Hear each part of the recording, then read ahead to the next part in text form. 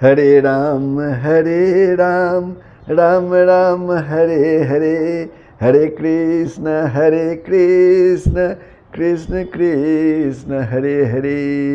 प्रभु, आप सबों ने श्री आनंद रामायण के यात्रा कांड के तीसरा सर्ग में श्रवण किया कि भगवान शंकर का श्री पार्वती जी को श्री राम के परम भक्त रामदास और उनके शिष्य विष्णुदास का परिचय बताना, भगवती सीता द्वारा गंगा पूजन के लिए जाने की श्री राम से प्रार्थना करना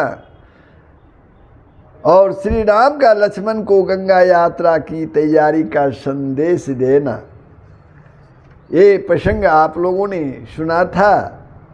अब श्री आनंद रामायण के यात्रा कांड का चौथा सर्ग प्रारंभ हो रहा है, जिसमें आप श्रवण करेंगे ज्योतिर्विद्य आचार्यों द्वारा यात्रा के लिए पुष्य नक्षत्र का सिद्ध योग बताना।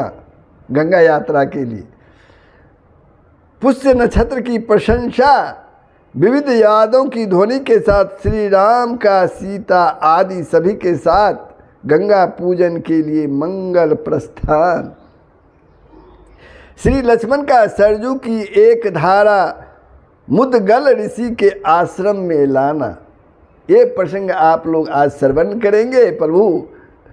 लेकिन आप लोगों से श्रवण के पहले आपसे एक नम्र निवेदन है, आदि आपने मेरे YouTube channel Sanatan Darshan with Dinesh को सब्सक्राइब नहीं किया है तो ज़रूर सब्सक्राइब कर दें, बेल आइकन को दबा दें, कमेंट करें, शेयर करें, लाइक करें। जय श्री हरि। तो अब प्रसंग आपके सामने है, कृपया ध्यानपूर्वक उसका श्रवण कर लाभ उठावें। श्री राम तथा सीता ने प्रातःकाल उठकर विभिन्न वाद्यों की ध्वनि और बंदी जनों द्वारा किए जाते हुए स्तुति गान को सुना। उसके बाद उन्होंने स्नान तथा संध्या बंदन आदि नित्य कर्मों को संपादित किया और ब्राह्मणों को बहुत सारा दान दिया। फिर उन्होंने गोपाल नामक एक उत्तम ज्योतिर्विद को बुलाकर उन्हें प्रणाम किया और भली भांति उन ज्योतिषाचार्य की पूजा करके राघव उनसे बोले, हे महाबुद्धि संपन्न द्विजोत्तम, मैं आपसे कुछ पूछना चाहता हूँ। मैं श्री गंगा यात्रा के लिए जाना चाहता हूँ, अतः आप अपनी बुद्धि से भली भांति विचार कर यात्रा का कोई शुभ मुहूर्त बताएं। श्री राम जी के वचनों को सुनकर ज्योतिषाचार्य ने पंचांग खोला और ग्रहों का बलाबल देखकर वे श्री राघव से बोले, कमल पत्र के समान सुंदर नेत्रों वाले हे राम, आज प्रथम प्रहर में पुष्य नक्षत्र से युक्त बड़ा ही शुभ मुहूर्त है। हे राजन, मैं उसका फल कहता हूँ, आप ध्यान देकर सुने। वे सभी मुनिगण तथा आपके गुरु महर्षि वशिष्ठ जी भी सुने।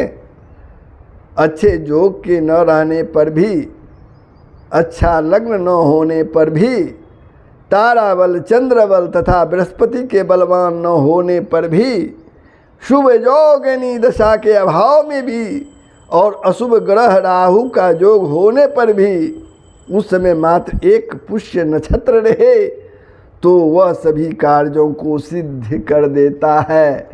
सिर्फ एक पुष्य नक्षत्र रहे तो वह सभी कार्यों को सिद्ध कर देता है। हे रघुनायक, मैंने यह शुभ मुहूर्त आपको बताया है। इस पुण्य नामक शुभ नक्षत्र के योग में आप सीता सहित गंगा यात्रा के लिए प्रस्थान करें। ज्योतिषी जी का इस प्रकार का वचन सुनकर श्री राघव लक्ष्मण से बोले, हे लक्ष्मण, सेना को सूचित करने के लिए भेरी, मृदंग, पनव, नगारा, ढोल, तुरही, झांझ, घंटा तथा दुंदुभी, इन वाद्यों को उस स्वर से बजवाया जाए। ठीक है, ऐसा ही होगा, कहकर लक्ष्मण ने दूतों को बुलाकर आज्ञा दी उसके बाद वाद्यकारों ने भी अत्यंत मधुर स्वर में 9 वाद्यों को बजाया। उसके बाद श्री राम ने ब्राह्मण तथा अपने पुरोहित महर्षि वशिष्ठ जी को साथ लेकर गणपति आदि देवताओं की पूजा की और विधिवत घृत श्राद्ध संपन्न किया। घृत श्राद्ध संपन्न किया। घृत श्राद्ध एक नया शब्द आया है, इसका अर्थ है तीर्थ यात्रा से पूर्व किया जाने वाला श्राद्ध। तीर्थ यात्रा से पूर्व किया जाने वाला श्राद्ध ही घृत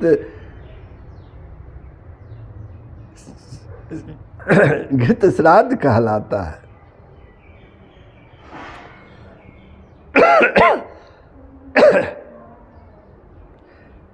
उसके बाद श्री राम जी ने गुरु महर्षि वशिष्ठ जी से कहा, मेरे द्वारा स्थापित अग्निहोत्र की अग्नियां लेकर आप सर्वप्रथम पुष्पक विमान में आरूढ़ हो, मेरी माताओं बंधु बांधवों सहित पूर्ववासियों को साथ में ले चलें। उसके बाद श्री राम ने सीता से पूछा, हे मिथिलेश नंदनी, तुम किस यान से जाना चाहोगी? हे मिथिलेश नंदिनी, तुम किस यान से जाना चाहोगी? वह मुझे बताओ, तब मैं वैसा ही आज्ञा दूं।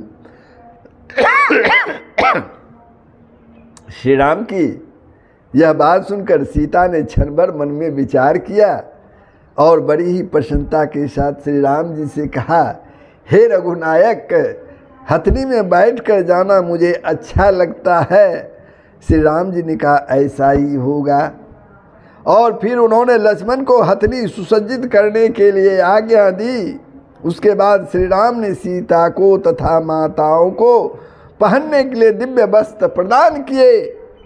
भाइयों पत्नियों को और गुरु पत्नी को भी सुंदर वस्त्र प्रदान किए। फिर उन्होंने गुरुवर वशिष्ठ जी तथा ब्राह्मणों को भी पहनने के लिए उत्तम वस्त्रों को दिया।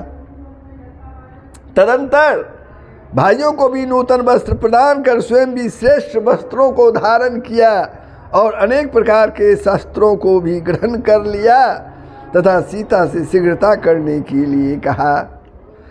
तदंतर माताओं तथा गुरुजनों को प्रणाम करके श्री राम मंत्रियों के साथ लेकर शिविका में आरूढ़ होकर सभा भवन को गए।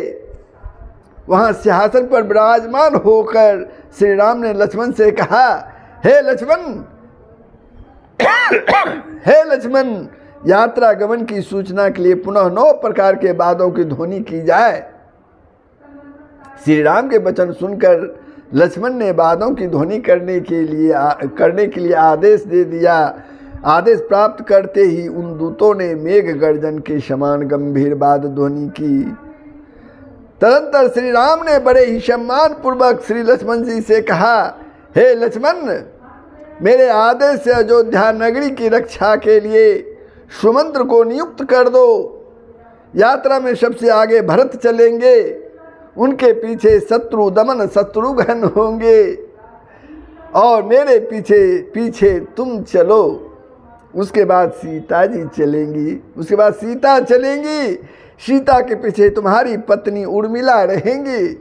उसके पीछे भरत की पत्नी मांडवी और उनके पीछे शत्रुघ्न की पत्नी श्रुतकीर्ति रहे। विमानों पर आरूढ़ होकर नगर की स्त्रियां तथा माताएं आनंद पूर्वक सभा का समारोह देखती हुई आए। तुम जाकर सीता आदि को हथनियों पर बैठाकर शीघ्र ही मेरे पास चले आओ, तब मैं भी हाथी पर बैठूंगा। राम की आज्ञा स्वीकार कर, ठीक है, ऐसा कहकर लक्ष्मण सीता आदि को हथनियों पर बैठाकर श्री राम जी के पास शीघ्र ही लौट आए। लक्ष्मण को उपस्थित हुआ देखकर महामाना श्री राम ने मंत्री सुमंत्र को सम्मान पूर्वक वस्त्र प्रदान किए और अयोध्या नगरी का राज्य शासन रक्षा के लिए उन्हें सौंप दिया। तदंतर यात्रा का मुहूर्त उपस्थित होते ही श्री राम सिंहासन से उतरे और लक्ष्मण का हाथ पकड़कर श्रेष्ठ हाथी के समीप गए तदंतर हाथी की प्रदक्षिणा करके वे हाथी दांत की बनी हुई सीढ़ियों पर चढ़ते हुए धीरे धीरे उस हाथी पर आरूढ़ हुए। उसी समय हजारों राजदूतों ने दुंदुभी आदि 9 श्रेष्ठ वाद्यों को गंभीर स्वर में बजाना प्रारंभ किया। रथों के चलने आदि के अनेक ध्वनियाँ होने लगी। वारांगनाएं नृत्य करने लगी। ब्राह्मण गण उच्च स्वर में जय जयकार और वेद मंत्रों का राम जी के समीप उच्चारण करने लगे। विजय नामक सेवक खड़ा होकर रत्नों से खचित दंड वाले तथा मयूर पंख से बने चंबर को डुलाने लगे। दूसरा सेवक पीछे की ओर स्थित होकर श्री राम जी के ऊपर पंखा झलने लगे।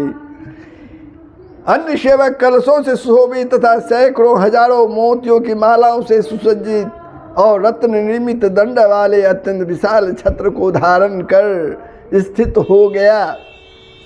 श्री राम जी के हाथी के पीछे लक्ष्मण भी गजारूढ़ होकर शीघ्र ही चल पड़े। उनके हाथी के पीछे सीता आदि सभी स्त्रियां झालरों के अंदर से झांकती हुई चारों ओर के समारोह को देखते हुए चली। पुष्पक विमान भी आकाश मार्ग से उड़ता हुआ धीरे धीरे चलने लगा।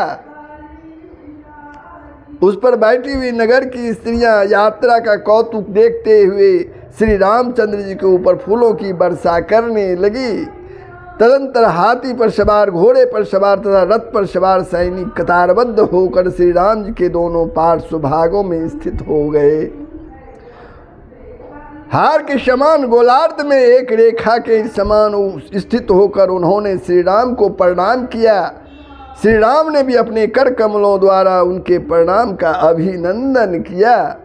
इस प्रकार से राजेंद्र श्री रामचंद्र जी के धीरे धीरे आगे मार्ग में जाने के लिए हाथियों पर सवार नट नर्तक गण बीना लेकर श्री राम की गुणावली का गान करने लगे। इस प्रकार श्री राम पुष्पों की वाटिकाओं के मनोहर दृश्यों, चित्र विचित्र प्रकार के बाजारों को देखते हुए तथा बादों की सुमधुर ध्वनि को सुनते हुए चतुरंगनी सेना से घिरे रहकर मार्ग में धीरे धीरे जाने लगे।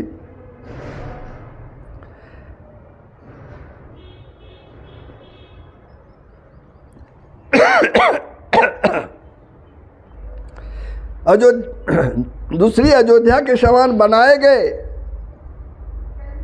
शिविर को देखकर श्री राम हाथी से उतर पड़े। उन्होंने वीर सैनिकों द्वारा किए गए प्रणाम का अभिनंदन किया और अपने हाथ से लक्ष्मण का हाथ पकड़कर रमापति श्री राम वस्त्र से बने उस तंबू में प्रविष्ट हुए और वहां स्थित सिंहासन पर बैठ गए। सीता आदि सभी स्त्रियां भी अपने अपने तंबू में प्रविष्ट हुई। तदंतर श्री राम ने लक्ष्मण से कहा, हे सौमित्रे, तुम मेरी आज्ञा अनुसार सीमाओं की एक एक दिशा में कोस कोस भर की दूरी पर आज ही सैकड़ों सैनिक अलग अलग नियुक्त कर दो और 8 दिशाओं में एक एक योजन की दूरी पर सैकड़ों घुड़सवारों को खड़ा कर दो।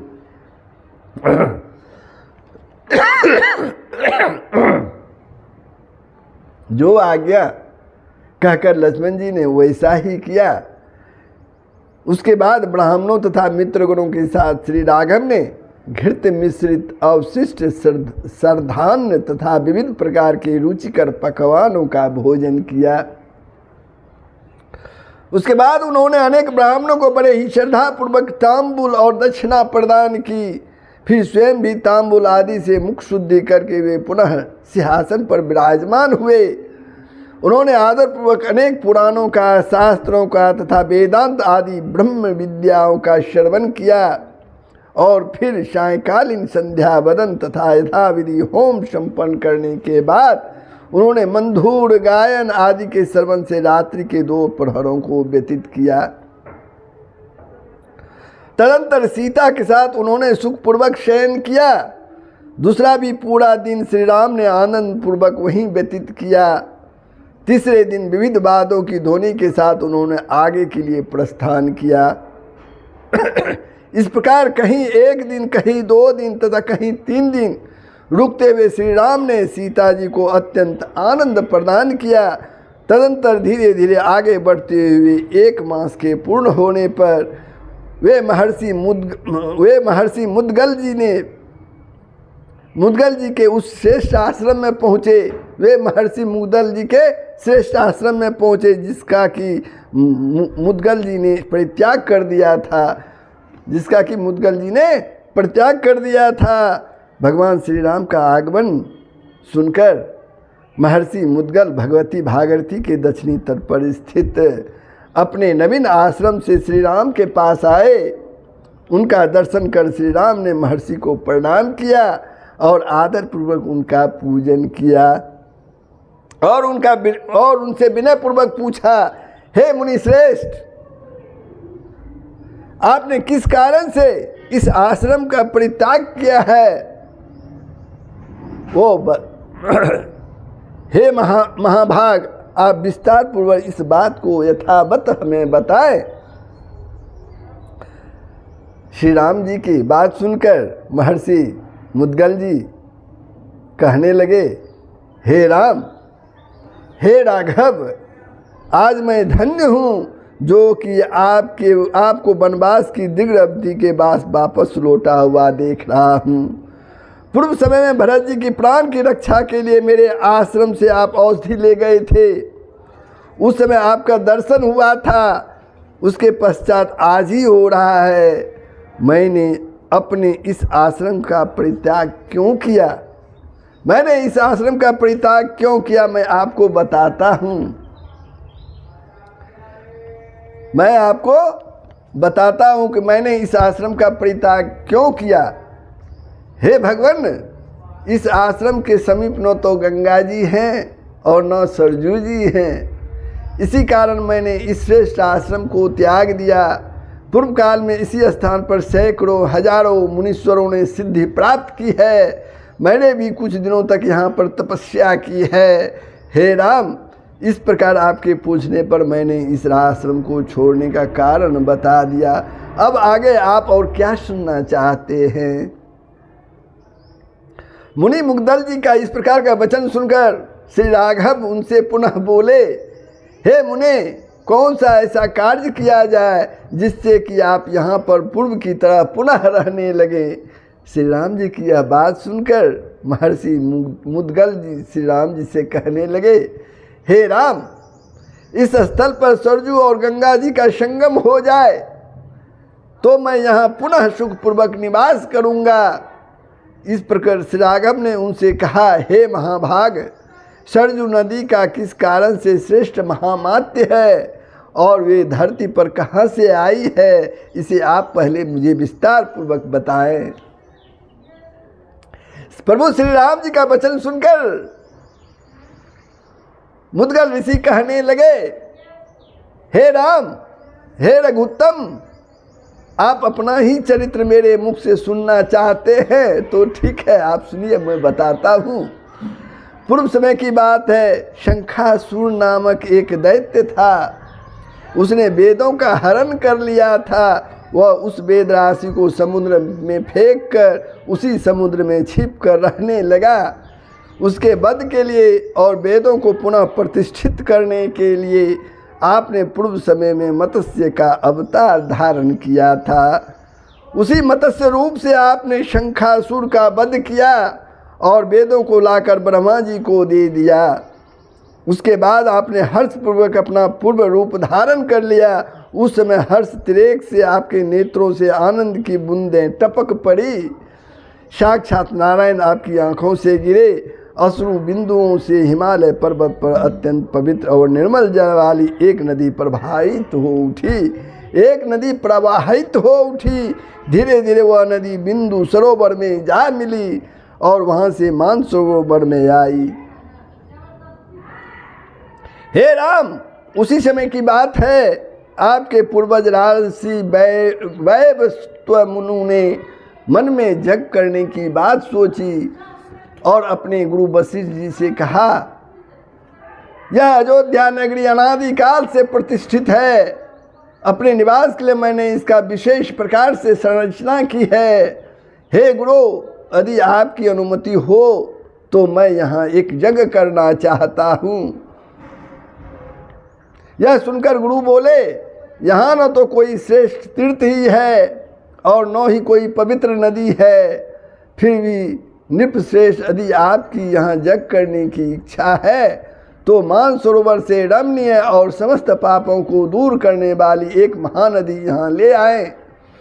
गुरु जी के कथनानुसार महान राजा वैवस्वतमनु ने अपने धनुष की तीव्र टंकार करके उस पर एक श्रेष्ठ बाण का संधान किया। वह बाण सीधे मानसरोवर पर गया और उसने उस मानसरोवर का भेदन कर वहां से एक नदी प्रवाहित की। पुनः वह बाण रास्ता दिखाते हुए अयोध्या वापस आ गया और उस बाण के पीछे पीछे बहती हुई वह पवित्र नदी भी अयोध्या में आ गई। हे रघुनंदन, इस प्रकार से प्रभावित होती हुई वह नदी अयोध्या होते हुए पूर्वी महासागर में जा मिली। मैनु वैवस्व के सर के द्वारा लाई गई वह नदी सरजू इस नाम से विख्यात हो गई। सरजू नदी के नाम से विख्यात हो गई। कुछ लोगों का कहना है कि सरोवर से प्रादुर्भूत होने के कारण उसका सरजू यह नाम है। कालांतर में राजश्री भागीरथ कपिल की क्रोध आग्नि से दग्ध हुए। अपने पूर्वजों सगर पुत्रों को देवलोक प्राप्त कराने के लिए आपके चरण कमलों से प्रादुर्भूत भागीरथी गंगा को पृथ्वी पर ले आए और अपनी तपस्या द्वारा भगवान शंकर को प्रसन्न कर भागीरथी गंगा का सरजू से संगम कराया। भगवान शंकर के वरदान से कलयुग में गंगा की बड़ी प्रसिद्धि होगी और सागर से मिलने तक इसका गंगा यह नाम प्रसिद्ध होगा।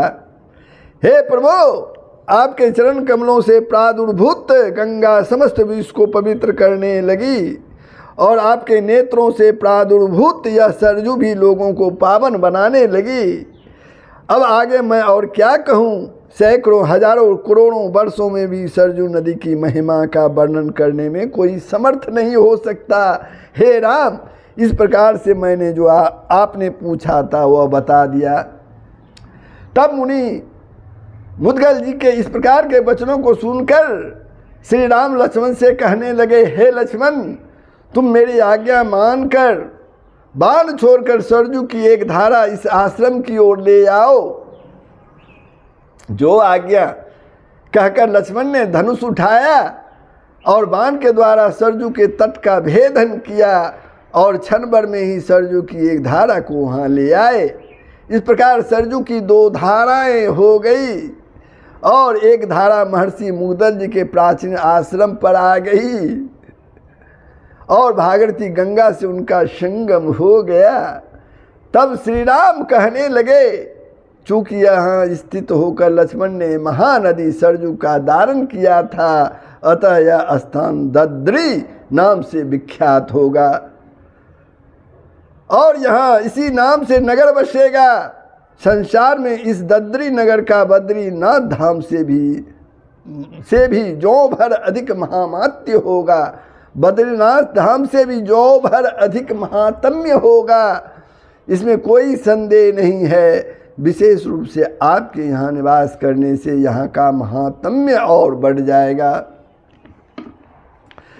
तदंतर भगवान श्री राम ने सीता को बुलवाया और कहा, हे सीते, यह देखो, सुमित्रा पुत्र लक्ष्मण मेरे नाम से अंकित बाण को छोड़कर इस पवित्र सरजू नदी को महर्षि मुद्गल के आश्रम में ले आए हैं। हे सीते, तुम माताओं तथा अन्य स्त्रियों के साथ इस अत्यंत उज्जवल पुष्पक विमान से में बैठकर वृद्ध सरजू नदी का महानदी गंगा के साथ जहाँ संगम हुआ है उस स्थल पर गुरु वशिष्ठ तथा अन्य ब्राह्मणों के साथ लेकर जाओ और पहले तुमने जिस प्रकार से गंगा सरजू संगम पर पूजा करने की प्रतिज्ञा की है उसे विस्तार पूर्वक यथाविधि पूर्ण करके शीघ्र ही मेरे पास वापस आ जाओ। और है मैथिली, यहाँ आकर के मेरे तथा इन मुद्गल मुनि की सानिधि में मेरे साथ नवीन सरजू की धारा और भगवती भागीरथी गंगा के संगम स्थल पर पुनः पूजन करो। बहुत अच्छा, ऐसा कह करके विदेह पुत्री सीता श्री राम के वचनों को स्वीकार करके पूजा की सामग्री लाने के लिए अपने तंबू में प्रविष्ट हुई। तो बंधु, श्री आनंद रामायण के यात्रा कांड का चौथा सर्ग संपन्न हुआ। ये प्रसंग आप लोगों को कैसा लगा क्या कमेंट करके बताएंगे, शेयर करेंगे, लाइक करेंगे। यदि वीडियो को सब्सक्राइब नहीं किया तो ज़रूर सब्सक्राइब कर देंगे। जय श्री हरि। सबका कल्याण होगा, पूरे विश्व का कल्याण होगा। यही सनातन धर्म का मूल तत्व है। जय श्री हरि।